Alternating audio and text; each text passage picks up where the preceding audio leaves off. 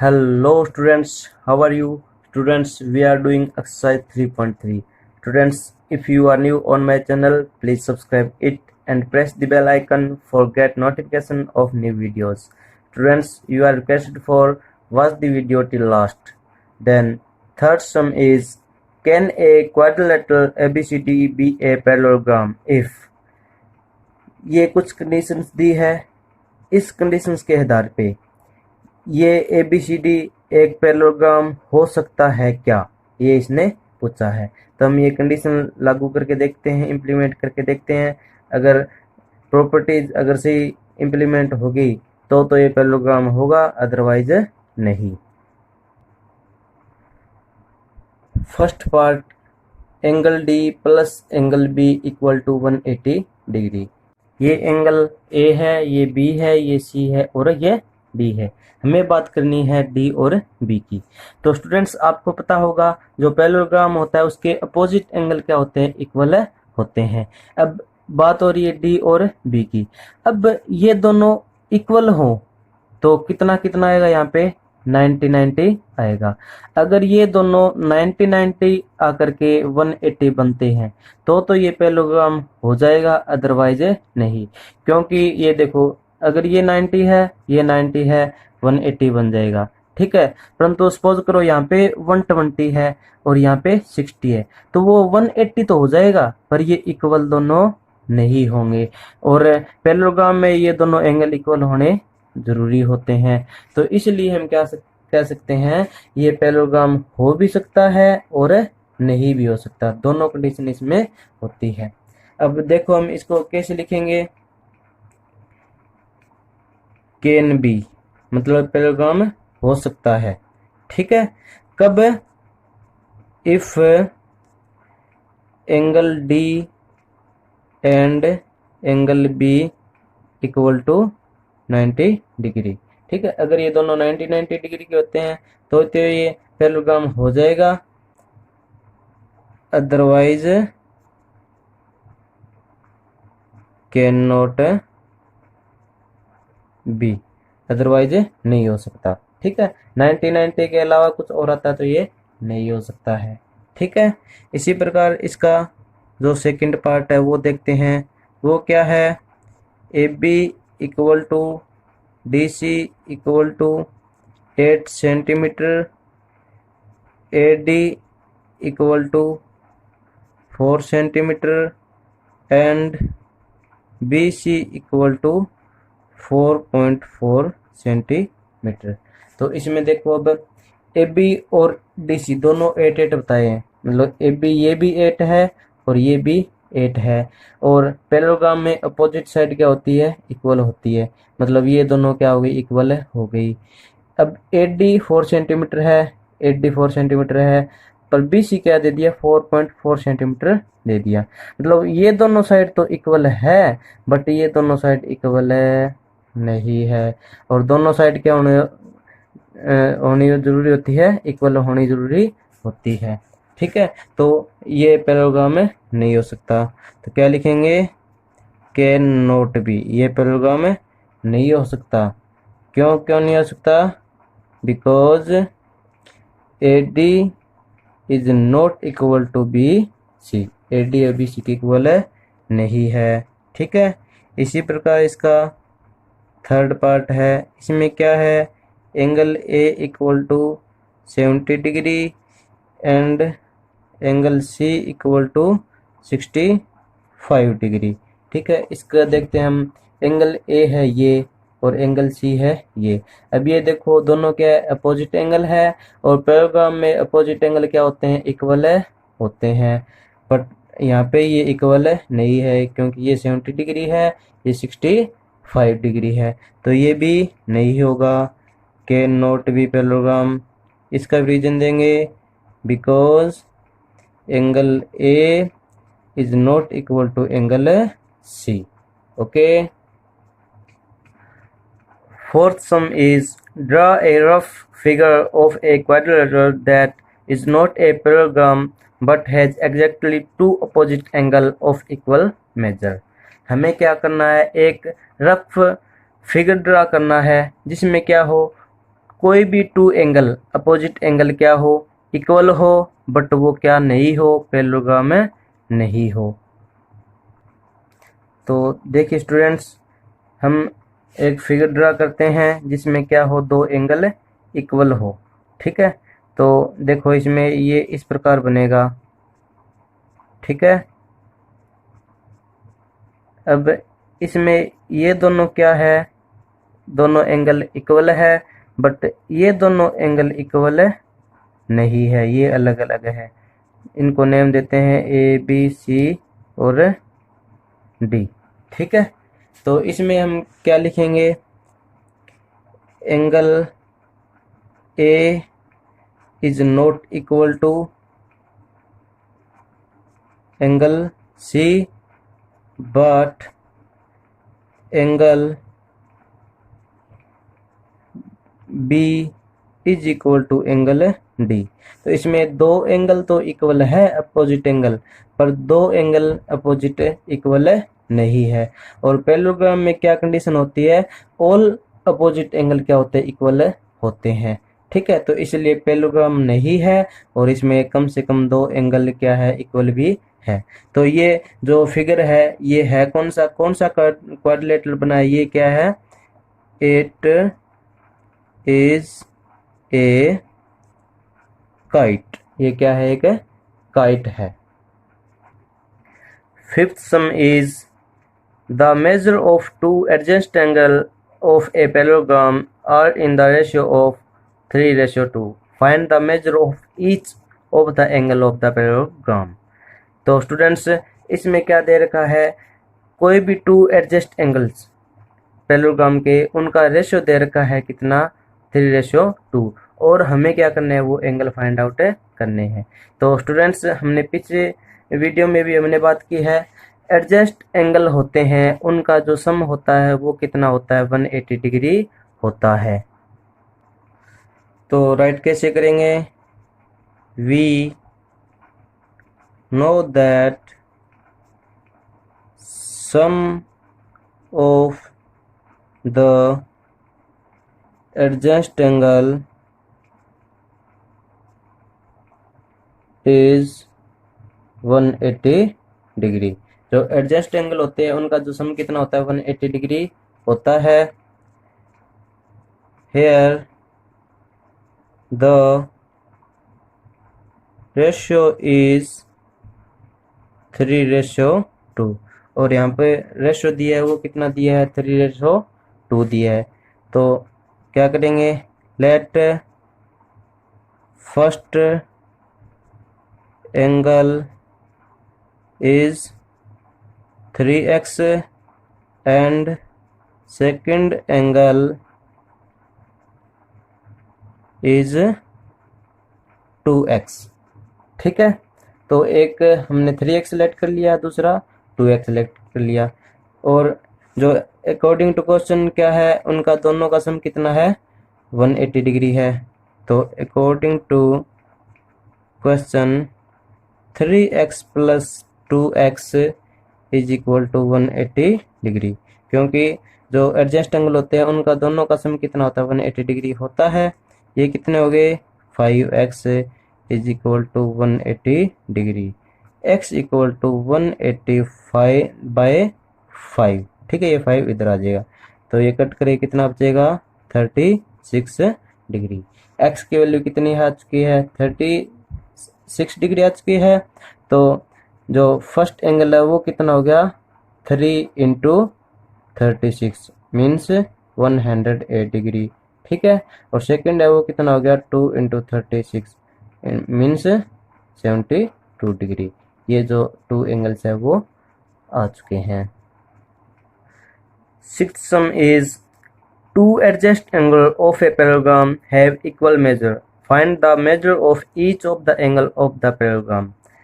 ये same fifth sum के जैसा ही सम है, उसमें 3:2 दिया था, यहाँ पे इसने क्या बोल दिया, दोनों क्या है, इक्वल है। ठीक है, दोनों एडजस्ट एंगल क्या है, इक्वल है, और आपको पता है दोनों एडजस्ट एंगल का सम कितना होता है, 180 डिग्री होता है। तो हमें ये एंगल फाइंड आउट करने हैं। तो क्या लिखेंगे, let first angle equal to X, तो सेकंड है वो भी कितना हो गया, एक्स हो गया, क्योंकि दोनों क्या है, इक्वल है। और यहाँ पे एडजस्ट एंगल दिया है, और जो एडजस्ट एंगल का जो सम होता है वो कितना होता है, 180 डिग्री होता है। ठीक है, लो इन दोनों को ऐड करेंगे कितना आता है, 180 डिग्री आता है। तो 2x equal to 180 degree, x equal to 180/2 means 90 degree. तो कौन कौन से हो गए वे, 90 डिग्री बोल सकते हैं, या क्या बोल सकते हैं, राइट एंगल बोल सकते हैं। तो दोनों एंगल क्या है, राइट एंगल है। तो ईच एंगल इज 90 डिग्री और right angle. Okay, seventh sum is the adjacent figure HOPE is a parallelogram. Find the angle measures x, y and z. State the properties you use to find them. ये एक parallelogram दिया है HOPE। इसमें हमें क्या value find out करनी है, x Y और जेड की वैल्यू फाइंड आउट करनी है, और जो प्रॉपर्टी यूज की है वो प्रॉपर्टी बतानी है।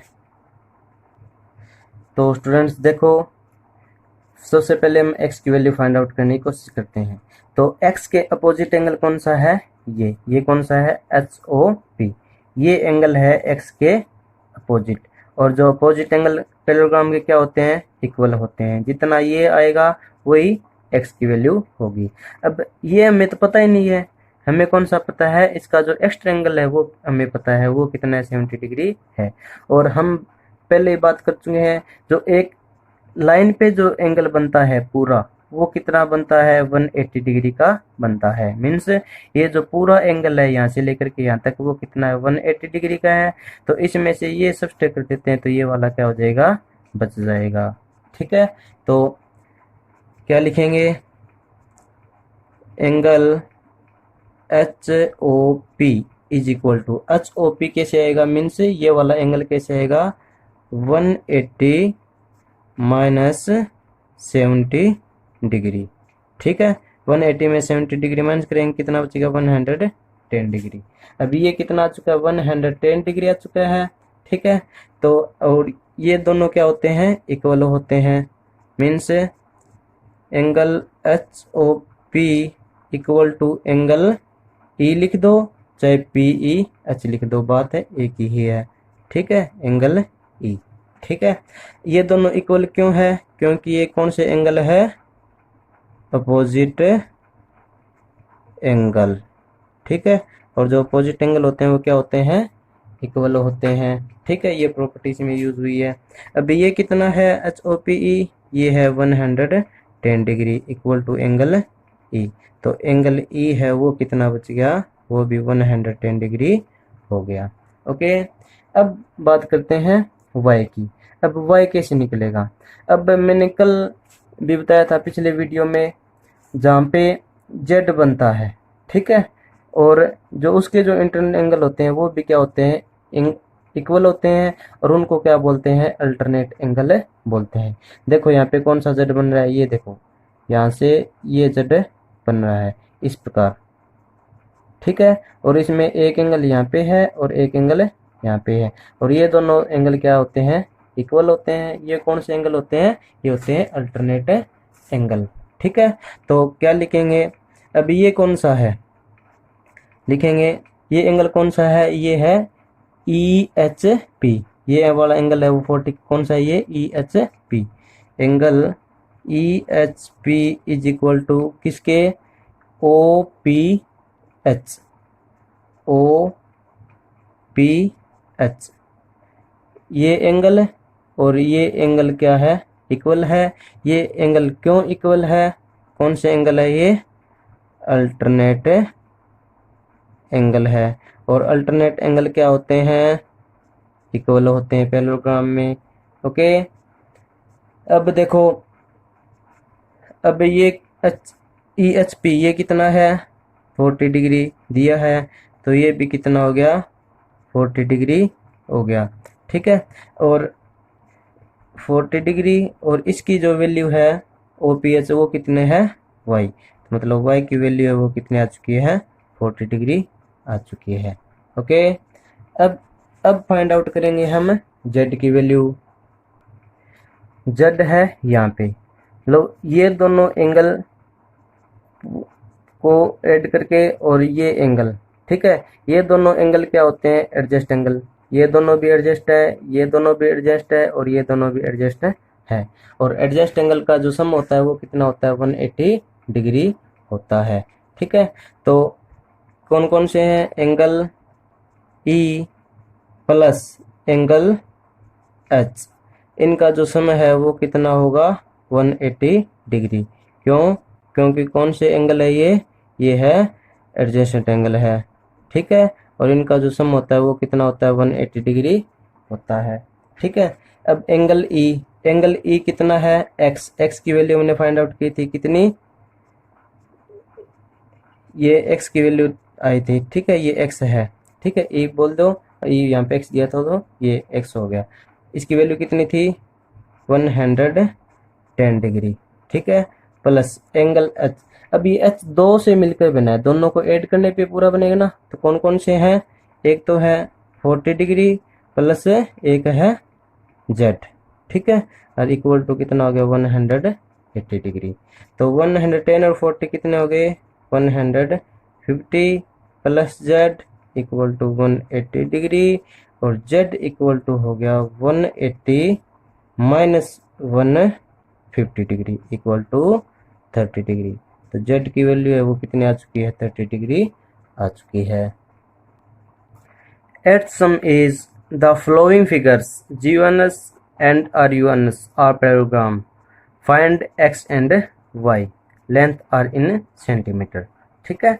अब ये देखो ये गन्स दिया है, ठीक है, और ये क्या है रन्स दिया है। इसमें जो x और y की वैल्यू हमें फाइंड आउट करनी है, ठीक है। तो सबसे पहले आप देखो जो हमें पता है इनकी अपोजिट साइड क्या होती है इक्वल होती है, मतलब ये किसके इक्वल रहेगा इसके इक्वल होगा, और ये वाली साइड किसके इक्वल होगी इसके इक्वल होगी, क्योंकि पैरेललोग्राम में अपोजिट साइड क्या होती है इक्वल होती है।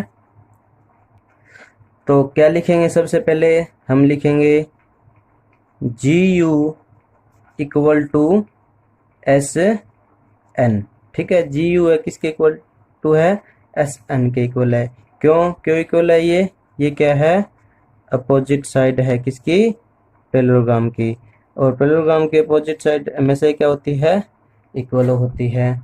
GU कितनी दे रखी है 3 माइनस 1 इक्वल टू SN कितनी दे रखी है 26 दे रखी है, ठीक है। तो 3y इक्वल टू 26, ये माइनस का 1 इधर है किसका हो जाएगा प्लस का 1 हो जाएगा, और 3y इक्वल टू ये हो गया 27 और y इक्वल टू 27/3, ये मल्टी में इधर तो डिवाइड में आ जाए कितना बचेगा 9। तो y की वैल्यू कितनी आ चुकी है 9 सेंटीमीटर, उसने बोला सेंटीमीटर में लिखना है, ठीक है। इसी प्रकार हम लिखेंगे NU इक्वल टू SG। अब ये दोनों भी अपोजिट साइड है तो ये भी क्या रहेगी इक्वल रहेगी अपोजिट साइड, ठीक है, ये भी इक्वल होती है, ठीक है। तो NU कितना है 18 है और SG कितना है 3x है, तो 3x equal to 18 x equal to 18/3 कितना आ गया 6। तो x की वैल्यू कितनी आ चुकी है 6 आ चुकी है, y 9 और x 6। सेकंड पार्ट इज, अब सेकंड पार्ट इसमें क्या है देखो ये 20 दिया है और ये y प्लस 7, इसी प्रकार ये दिए x प्लस वाई और ये 16, ठीक है। और आपको पता होगा जो पैरेललोग्राम के जो डायगोनल्स होते हैं वो क्या करते हैं इक्वल पार्ट में क्या करते हैं डिवाइड करते हैं, मीन्स ये इसके इक्वल रहेगा और ये इसके इक्वल होगा। तो हम क्या कर लेते हैं इसको एक नेम देते हैं क्या O, ठीक है। अब हम लिखेंगे SO इक्वल टू OU और NO इक्वल टू OR। तो पहले क्या लिखेंगे, NO इक्वल टू OR। ठीक है। अब ये इक्वल क्यों है, क्योंकि जो डायगोनल्स होते हैं वो क्या करते हैं, इक्वल पार्ट में बाइसेक्ट करते हैं। Diagonals bisect each other in equal part. Okay, जो डायगोनल्स होते हैं पैरेललोग्राम के वो बाइसेक्ट करते हैं ईच अदर इक्वल पार्ट में। ओके, इसलिए दोनों क्या हो गए, इक्वल हो गए। अब NO कितना है, x प्लस y है। ठीक है, और जो OR है वो कितना है, 16 है। ठीक है, अब ये x plus y equal to 16, ये एक पार्ट बन गया। ठीक है, एक इक्वेशन बन गई।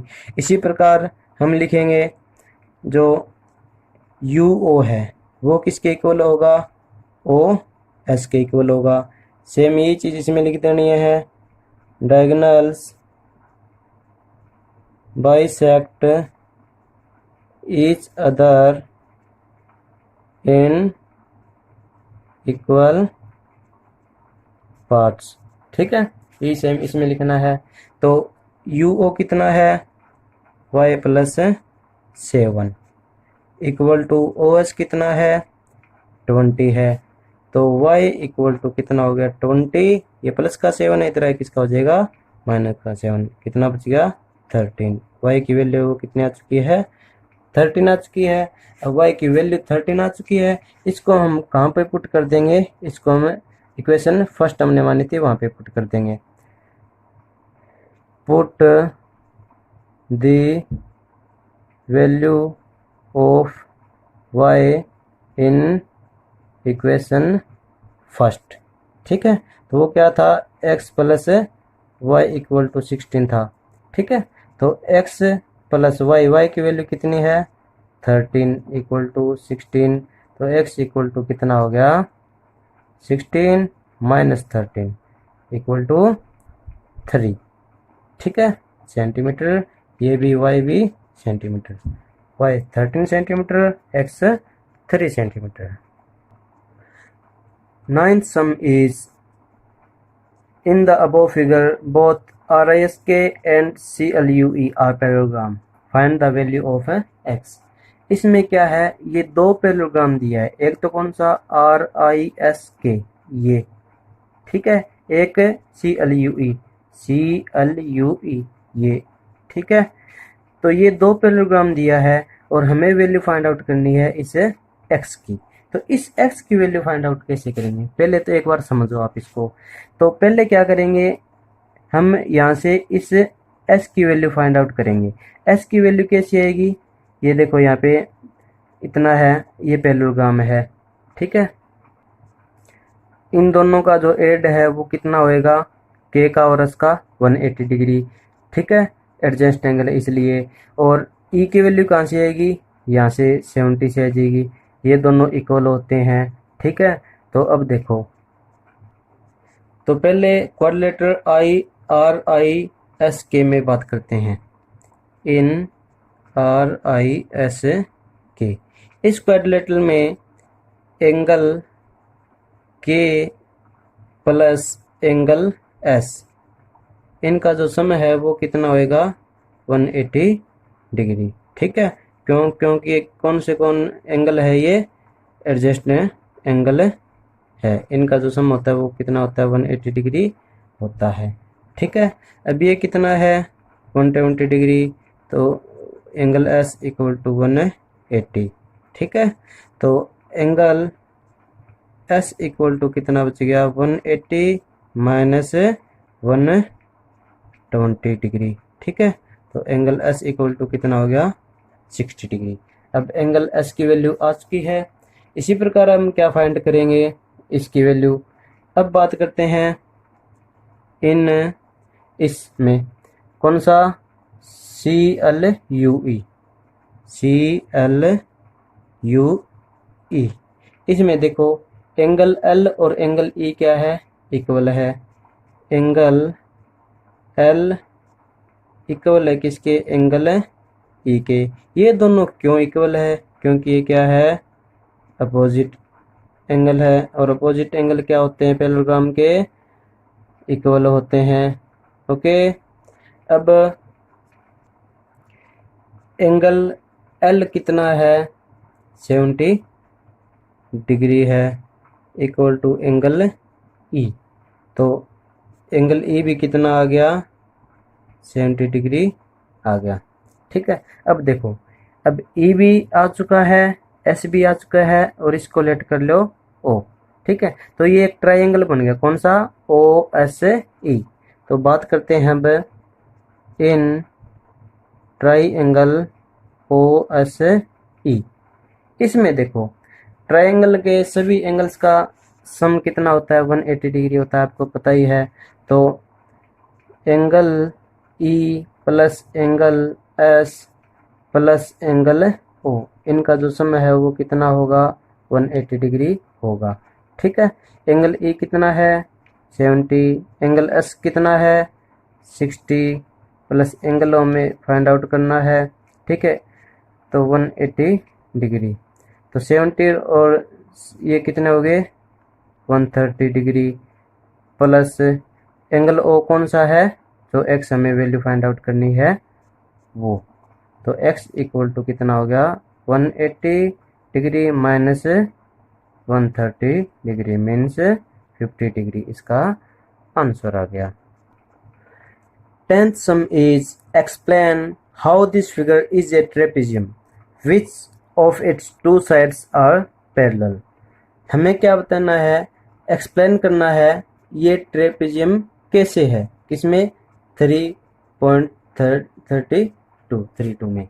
ठीक है, तो ये जो फिगर है ये ट्रेपेजियम है, कैसे है ये एक्सप्लेन करना है।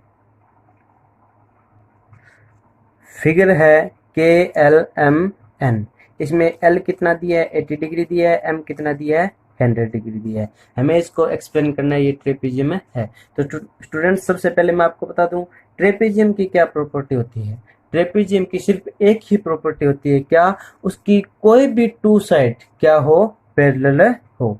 कोई भी टू साइड क्या हो, पैरेलल हो, तो वो क्या हो जाता है, ट्रेपेजियम में हो जाता है।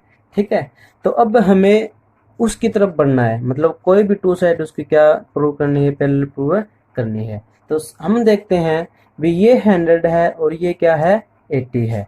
ठीक है, इनका जो समय होगा वो कितना हो जाएगा, 180 डिग्री हो जाएगा। अब जिसका सम 180 डिग्री हो जाता है तो वो साइड क्या हो जाती है, पैरेलल हो जाती है। ठीक है, जो जो पैरेलल साइड होती है ना, उन्हीं का जो एंगल सम होता है, ठीक है, वो क्या होता है, 180 डिग्री होता है, क्योंकि वो क्या होते हैं, एडजस्ट एंगल होते हैं। ठीक है, तो हम बात करते हैं angle L plus angle M equal to 180 degree. ठीक है, क्यों, क्योंकि ये क्या है, एडजस्ट एंगल है। ठीक है, अब ये एडजस्ट एंगल है और इनका जो सम है वो कितना आ रहा है, 180 डिग्री आ रहा है।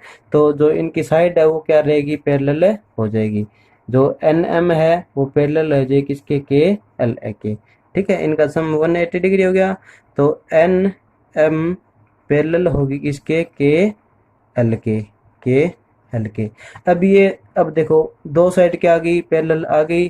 ठीक है, तो ये दो साइड पैरेलल है, so it is a trapezium।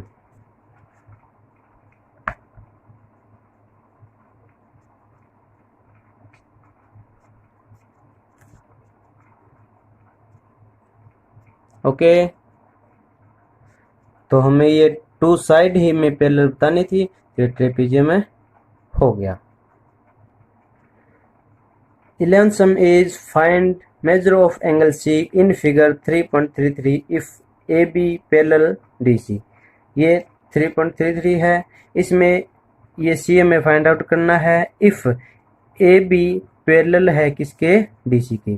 जब ए बी पैरेलल है डीसी के तो इन दोनों का सम भी कितना होगा, 180 डिग्री होगा, और इन दोनों का सम भी कितना होगा, 180 डिग्री होगा, क्योंकि ये कौन से एंगल है, एडजस्ट एंगल है। देखो हमें क्या गिवन है, ए बी पैरेलल है किसके, डी सी के, ये क्या है, गिवन है।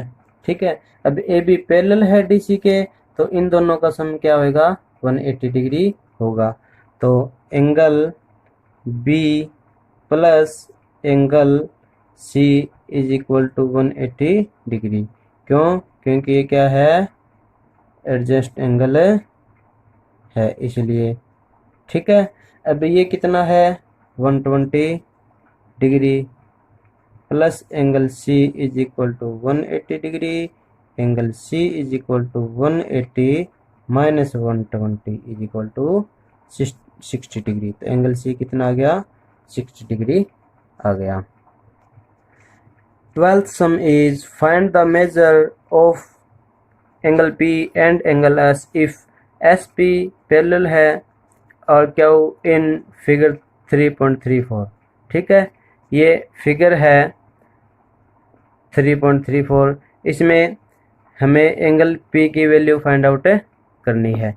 ठीक है, ये एंगल P है, तो इसमें ये क्यू है, ये कितना दिया है, 130 डिग्री है। ठीक है, अब देखो कौन साइड पैरेलल बताइए, एस पी आर क्यू। ठीक है, ये दोनों साइड है ना, ये क्या बताई है, पैरेलल बताई है। अब ये दोनों साइड पैरेलल है, इसका मतलब इन दोनों का सम 180 होगा और इन दोनों का सम भी क्या होगा, 180 डिग्री होगा। गिवन क्या है, एस पी पैरेलल है आर क्यू के, एस पी पैरेलल है आर क्यू के, ये क्या है, गिवन है। ठीक है, अब ये पैरेलल है तो हम क्या लिख सकते हैं, angle R plus angle S, angle R plus angle S equal to 180 degree. ठीक है, क्यों, कौन सा एंगल है ये, एडजस्ट एंगल है। ठीक है, तो ये एंगल आर कितना दिया है, 90 degree plus angle S equal to 180 degree, angle S equal to 180 minus 90 कितना बच गया, 90 डिग्री। ठीक है, इसी प्रकार हम करेंगे ये, तो angle Q plus angle P, angle Q plus angle P is equal to 180 degree, ये भी क्या है, एडजस्ट एंगल है, इनका भी सम कितना होता है, 180 डिग्री होता है। एंगल क्यू कितना है, 130 plus angle P equal to 180, angle P equal to 180 minus 130 equal to 50 degree. तो स्टूडेंट्स, आज की क्लास आपको कैसी लगी कमेंट में ज़रूर बताएं। वीडियो को लाइक कीजिए, चैनल को सब्सक्राइब कीजिए और बेल आइकन को ज़रूर प्रेस कर लीजिए ताकि आने वाली वीडियो का नोटिफिकेशन आप तक पहुंच सके। स्टूडेंट्स, इस वीडियो को उन स्टूडेंट्स में भी शेयर कीजिएगा जो आपकी क्लास में पढ़ते हैं। स्टूडेंट्स, आपने हमारे पिछले वीडियो नहीं देखे हैं तो वो भी ज़रूर देख लीजिए, लिंक आपको डिस्क्रिप्शन में मिल जाएगा।